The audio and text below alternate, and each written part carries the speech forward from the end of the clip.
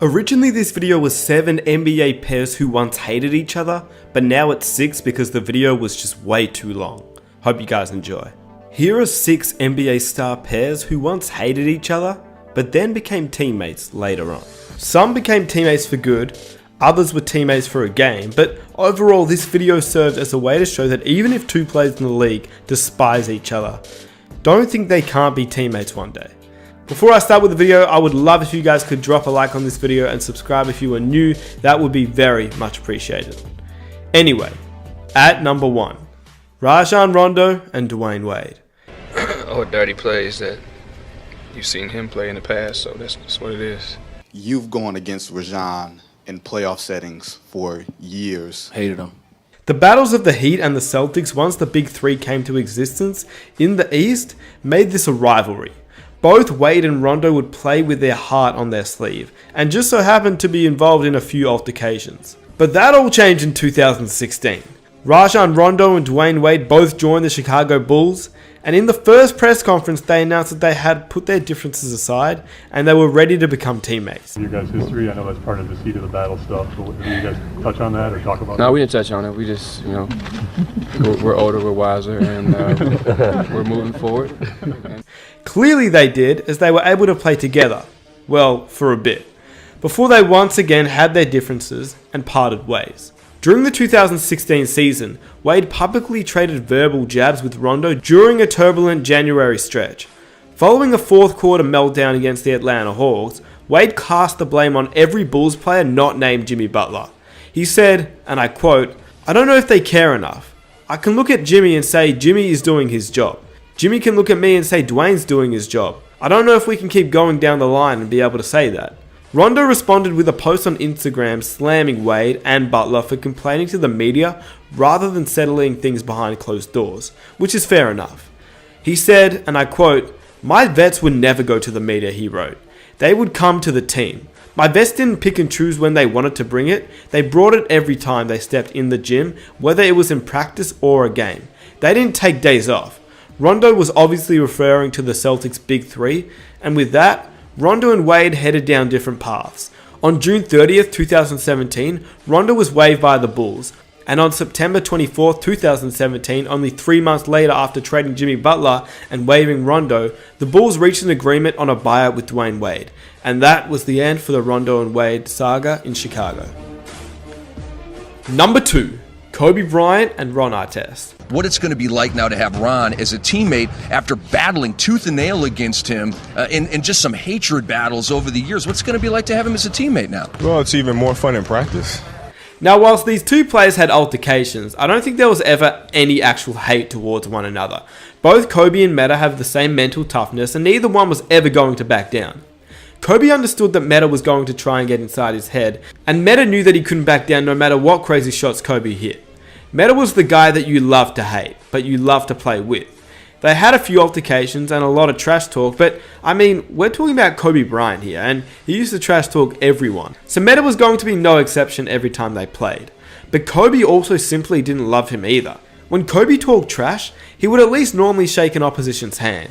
But with Artest, he even refused to shake his hand before the game. Ron Artest walked over to him, and Kobe did not even acknowledge Ron Artest. He gave a slap on the hand to Mike Bibby and Brad Miller, but not Ron Artest. And this was before Artest was even at the Houston Rockets, going face to face with Kobe.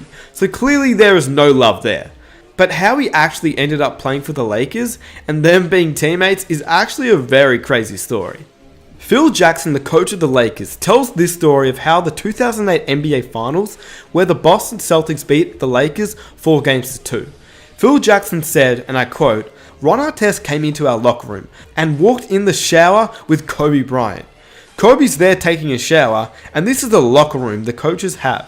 It's off limits. So Ron said, 'Coach, I can help your team. I can get that championship for the Lakers.'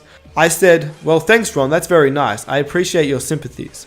We'll see what happens as you go through this year.' Then he walked out of the coach's area and into the shower and told Kobe the same thing. Now first of all, yes, this story is crazy. But how in the world did Ron Artest actually even get in the Lakers locker room? I mean, he's not a part of the Lakers, and he's obviously not a part of the Celtics. And second of all, when Kobe tells this story, Even he doesn't know how he got in the locker room, which is pretty hilarious. Kobe said that after the Lakers lost in Game 6 of the 2008 Finals, he was alone in the shower, just fuming. He heard somebody walk in and assumed it was one of his teammates, or maybe a staff member. Instead, he looked up and it was Ron Artest. To this day, Kobe has no idea of how Artest got into the locker room. Man, he'll tell you the story too. After we lost to the Celtics, Yeah. when he came in the locker room, I was in there all just by myself. He just came in the locker room and said, "This is not gonna happen to you. You know, I'm gonna come in there and I'm gonna help you out." It's something that we've both been trying to make happen for a while. And To be exact, Ron didn't really follow Kobe into the locker room. He followed him into the shower, where Kobe had no clothes on. shocked the hell out of me. Peace and Bryant eventually won a championship together in 2009 and 10 and became great friends. Hard to imagine from their start of their battles. Number 4, Scottie Pippen and Dennis Rodman. This is one where I think we all know by now. Scottie Pippen was a hard-nosed defender, and so was Rodman. Except Rodman wasn't just that. He was tenacious, vicious, and part of the bad boy Pistons who had one goal, and that was to stop Michael Jordan and win. Now, I could have made this topic Rodman and Jordan, but I chose Pippen, based on the story behind him joining the Bulls. Before Rodman and Pippen were teammates, Pippen despised Rodman. Yeah, Jordan didn't like him either, but he was mostly against Isaiah Thomas and Bill Laimbeer, who were the leaders of the Jordan Rules and the Bad Boy Pistons. Pippen's feud was with Dennis. According to Dennis Rodman, prior to joining the Chicago Bulls ahead of the 95-96 campaign, Phil Jackson asked him to apologize to Scottie as a personal favor. I'm over to Jerry Cross's house. Phil Jackson was there, Michael was there, Scottie was there. Phil Jackson got to the point, he said, "Dennis, the first thing I want you to do is go over and apologize to Scottie Pippen." I'm like, "What?" So I went outside and we talked for 5 minutes and stuff like that. And Scottie said, "It's okay. Everything is fine, man. Don't worry about it." Went back inside. Phil Jackson asked me, "Dennis, would you like to be a Chicago Bull?" I said, "I don't give a damn if I'm here or not." That was my answer. And then Phil Jackson said, "Congratulations, Chicago Bull." And that's how the deal got done. But in the end, the Zen Masters plan worked. They became teammates and they won 3 NBA championships with Rodman on the team. Number 5, LeBron James and Lance Stevenson. No, Lance just a little dirty, that's all. We all know this beef, but how did it really begin? LeBron was shooting a technical free throw. Lance was stirring the pot off the bench, putting his hands on his neck, and as we all know, the Reggie Miller choke sign as LeBron would miss. At this point, Lance had not even logged a single playoff minute and was not even close to coming into the game. But even from the sidelines, he was making the Heat and LeBron very annoyed. According to Danny Granger, he said this. When I was in Indiana, and we had scuffles with the Miami Heat. Yeah, if you're only playing a few minutes a game, it's hard for you to go up and try to say something, make waves. But you can. Juwan Howard, Udonis Haslem, Chris Anderson, none of them playing in hardly any minutes in the playoff series, came to our locker room looking for Lance Stevenson. That's a big no-no, right? It's a huge no-no. Yeah. Well, this was on an off day. Right. I got involved and words were exchanged and whatnot, but it kind of we stopped it and all. But the point I'm making with the story is the fact that was the leaders on their team. Those guys wasn't even playing a lot, but they were protecting LeBron. As far as they thought Lance had done something disrespectful to him. Right. Which time? It was the choke situation, right, when he did the choke and sign on the sideline, which is pretty crazy. In Game 4, LeBron went off, and in Game 5, Lance got his first minutes of the series, in which this happened, intentionally, and proved by the wink from Dexter Pittman into the camera. In the end, the Heat won the series, and LeBron got his ring. But what happened to Lance after that? Well, in 2013, this was Lance's breakout season with Granger getting injured. By the time the 2013 Eastern Conference Finals came along, Lance was ready, well ready to irritate LeBron, because clearly he didn't learn anything from 2012. In Game 4 with Paul George in foul trouble, Lance begged his coach to let him guard LeBron, and we know what happened next. He stared him down, got in his head, and made him foul out of the game, in which the Heat would eventually lose, whilst Lance finished with 20 points himself. And that's pretty much the end of 2013. The Heat went on to win the series and back-to-back championships, but 2014 was the big one. Lance and the Pacers have both stepped up, and they were better than the year before. In fact, the Pacers had a better record than the Heat, and the rivalry was even bigger. Game 1 went to Indiana, Game 2 went to the Heat, but all people talked about was Lance flopping every time LeBron James touched him. Game 3 had LeBron finally show some irritation towards Lance. By Game 5, the Pacers against the wall, Lance turned into Psycho Lance. He joined the Heat huddle, and the famous blowing in the ear incident, which Larry Bird, who was the president of the Pacers, had had enough. He spoke to Lance after the game. Although his antics were crazy, did they work? Well, LeBron went for a career playoff low of 7 points, so maybe Lance was onto something here, as Indiana won. So in Game 6, Lance did what he said he'd do and tone it down a bit.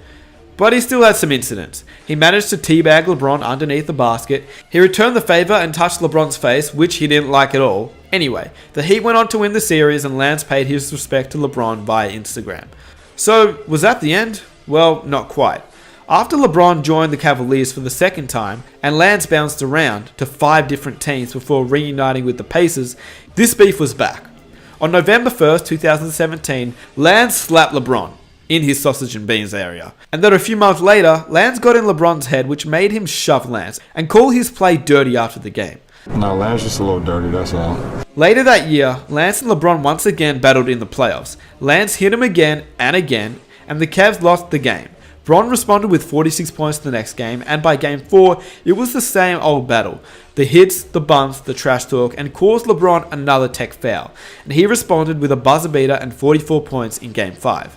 The Cavs ultimately won the series, and that's pretty much it. Hard to imagine though that these two players became teammates, but hey, LeBron James left to join the Lakers and Lance followed him. Number 6, Charles Barkley and Scottie Pippen. Looking to put the Charles Barkley-Pippen feud behind them. Even if you don't like a guy, you don't have to kill him publicly, because nobody wins in that situation. These two weren't exactly the closest of rivals, and even teammates when they eventually joined forces. When these two players played against each other, it was a competitive rivalry. Some light pushing and shoving, some trash talk, just a good rivalry. Then, in 1998-1999, Pippen was traded to the Houston Rockets, alongside Barkley, his former Olympic teammate.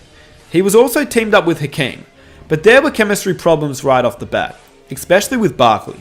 And in 1999, when Pippen left the Houston Big Three fail to go to the Portland Trail Blazers, the 6-time NBA champion said he wanted to get away from Barkley's selfish and sorry fat butt. I wouldn't get Charles Barkley an apology at gunpoint, so he could never expect an apology. If anything, he owed me an apology for coming and play with his sorry fat butt. He's a very selfish guy.